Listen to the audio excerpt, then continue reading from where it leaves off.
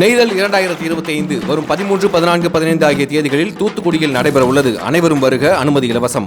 வார விடுமுறையை ஒட்டி திருவண்ணாமலை அண்ணாமலையார் கோவிலில் பக்தர்கள் குவிந்த நிலையில் 3 மணி நேரம் காத்திருந்து பக்தர்கள் சுவாமி தரிசனம் செய்தனர். இது பற்றிய கூடுதல் விவரங்களை செய்தியாளர் குரு தண்டபாணி விவரிக்க கேட்போம்.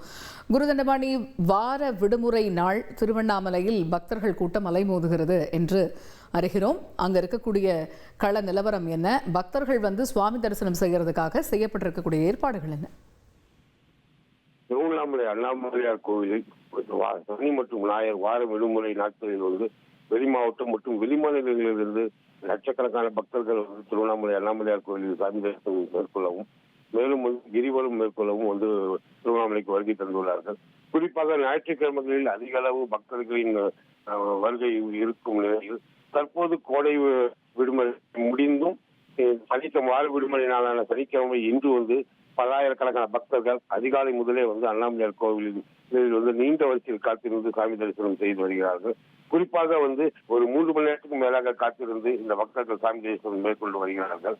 திருவண்ணாமலை அண்ணாமலையார் கோவிலில் அதிக அளவு சாமி தரிசனம் செய்ய வெளி மாநிலம் மற்றும் வெளி மாவட்ட பக்தர்கள் குவிந்ததால் திருவண்ணாமலை நகரில் பல்வேறு பகுதிகளில் ஆங்காங்கே போக்குவரத்து நெரிசல் ஏற்பட்டு உள்ளது. தகவல்களுக்கு நன்றி குரு தண்டபாணி. நெய்தல் 2025 வரும் 13, 14, 15 ஆகிய தேதிகளில் தூத்துக்குடியில் நடைபெற உள்ளது. அனைவரும் வருக, அனுமதி இலவசம்.